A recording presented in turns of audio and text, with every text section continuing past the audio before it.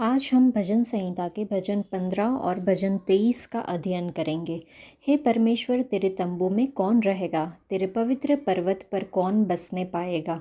वह जो खराई से चलता और धर्म के काम करता है और हृदय से सच बोलता है, जो अपनी जीभ से निंदा नहीं करता और न अपने मित्र की बुराई करता और न अपने पड़ोसी की निंदा सुनता है। वह जिसकी दृष्टि में निकम्मा मनुष्य तुच्छ है और जो यहोवा के डरवैयों का आदर करता है, जो शपथ खाकर बदलता नहीं चाहे हानि उठानी पड़े, जो अपना रुपया ब्याज पर नहीं देता और निर्दोष की हानि करने के लिए घूस नहीं लेता है।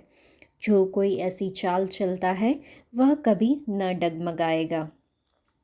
यहोवा मेरा चरवाहा है, मुझे कुछ घटी न होगी।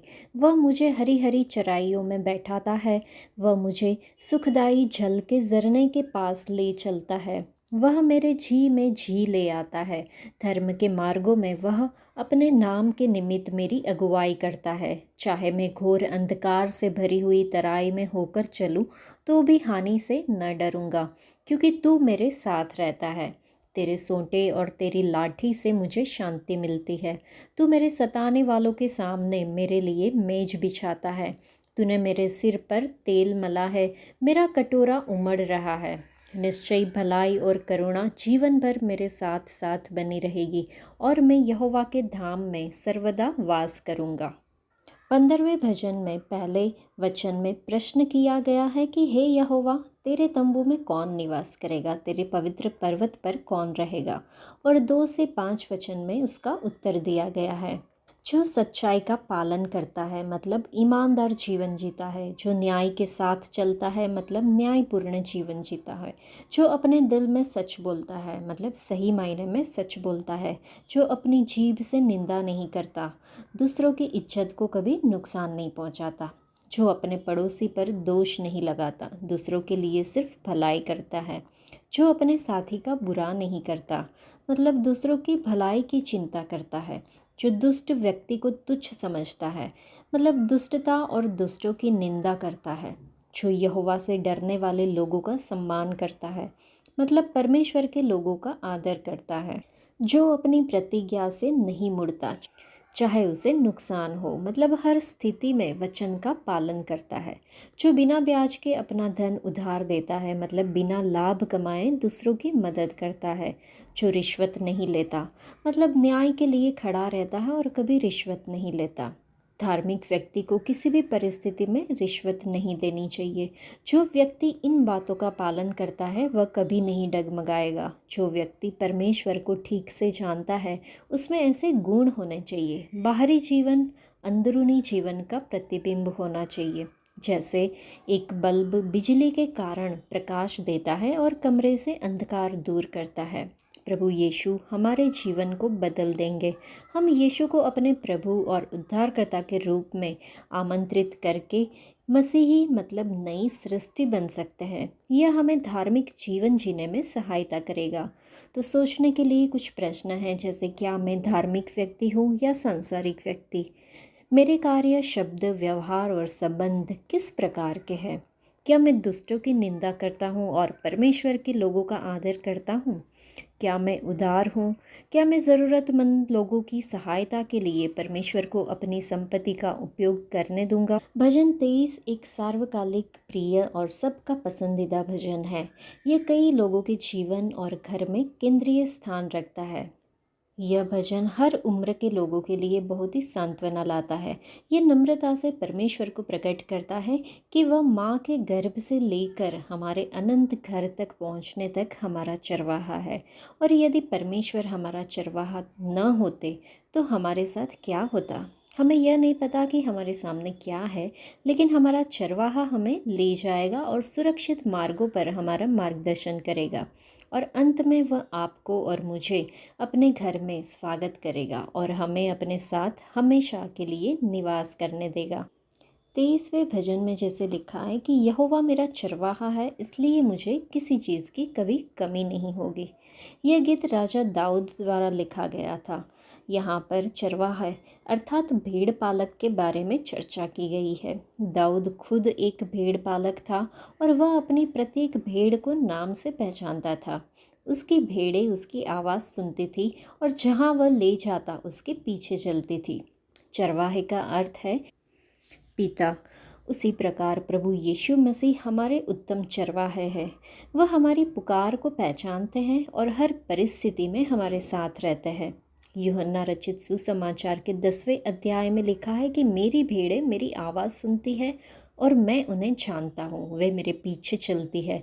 मैं उन्हें अनंत जीवन देता हूँ और वे कभी नाश नहीं होगी। उन्हें मेरे हाथ से कोई छीन नहीं सकता।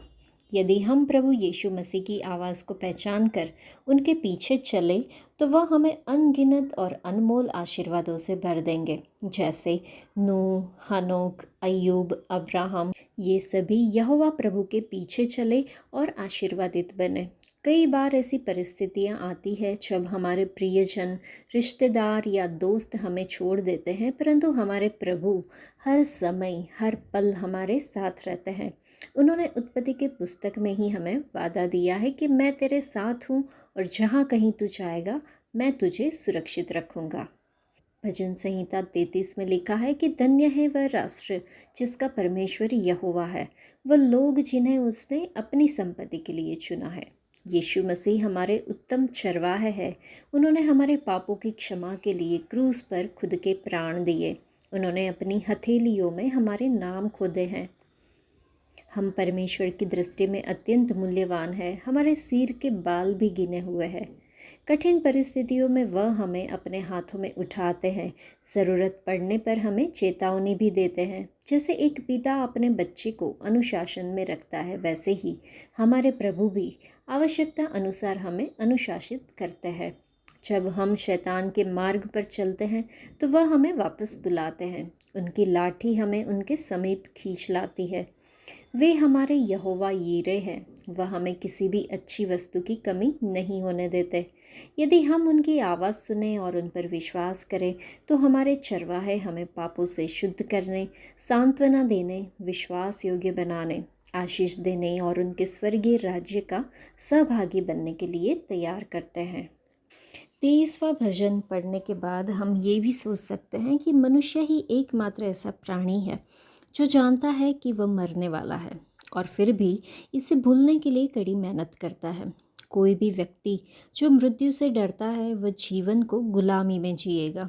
जब तक हम मृत्यु के भय से मुक्त नहीं होते तब तक हम सचमुच जीने के लिए तैयार नहीं होते। पहला, मृत्यु को एक निश्चित सच्चाई के रूप में स्वीकार करें।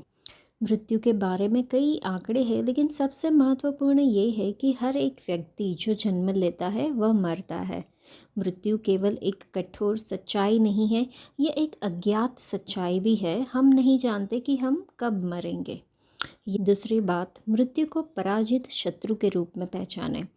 घाटियाँ बिना पहाड़ों के संभव नहीं है। ये पहाड़ ही है जो घाटियों को बनाते हैं। इसी प्रकार प्रकाश के बिना कोई छाया नहीं हो सकती। छाया हमें डरा सकती है, लेकिन यह हमें नुकसान नहीं पहुंचा सकती। जैसे कुत्ता हमें काट सकता है, लेकिन कुत्ते की छाया हमें काट नहीं सकती। तलवार की छाया हमें काट नहीं सकती। यीशु हमें बिछड़ने के दर्द से मुक्ति दिलाते हैं। यीशु कब्र की उदासी को मिटा देते हैं। यीशु मृत्यु से उसकी पीड़ा को हर लेते हैं। यीशु ही प्रकाश है और बिना प्रकाश के कोई छाया नहीं होती। तीसरा, मृत्यु अब आनंददायक मित्र है। क्रूस पर यीशु ने मृत्यु को पराजित कर दिया। घाटी से होकर, मतलब ध्यान दे, घाटी में नहीं, घाटी से होकर हमें गुजरना है। जब हम कष्ट सहते हैं परमेश्वर हमारे निकट होते हैं। जब हम मरते हैं तो हमारे पास चरवाहे की उपस्थिति होती है, और जब हम मरते हैं तो हमारे पास चरवाहे की शक्ति भी होती है। वह कहते हैं कि तेरी लाठी और तेरी छड़ी मुझे सांत्वना देती है। ये सब केवल तभी सच है जब हम कह सकते हैं कि परमेश्वर मेरा चरवाहा है। यदि हम यह नहीं कह सकते तो हम इनमें से किसी का भी दावा नहीं कर सकते। जब तक हम मृत्यु के भय से मुक्त नहीं होते तब तक हम सच में जीने के लिए तैयार नहीं होते। मसीह में हमारे पास विजय है। जब शमूएल दाऊद को खोजने के लिए दाऊद के पिता के घर आया और उसे परमेश्वर के चुने हुए राजा के रूप में अभिषिक्त किया, तब दाऊद अपने पिता की भेड़ों को चरा रहा था। परमेश्वर ने दाऊद को भेड़ों के झुंड से उठाकर इस्राएल का चरवाहा बनाया। भजनकार कहता है कि परमेश्वर ने दाऊद को राजा के रूप में चुनकर उसके लिए मेज तैयार की, जबकि उसके शत्रु ये देख रहे थे। ग्रामीण क्षेत्रों में पले बड़े दाऊद को अपनी विनम्र शुरुआत याद आई, जब वह नगर में आकर राष्ट्र पर शासन करने लगा। चारों ओर शत्रु है, फिर भी परमेश्वर अपने लोगों को विजय के लिए विश्वास रखने का साहस देते हैं और खतरों और संघर्षों के बीच भी उन्हें शांति में बनाए रखते हैं। आज के लिए इतना ही। परमेश्वर आप सबको आशीष दे। धन्यवाद।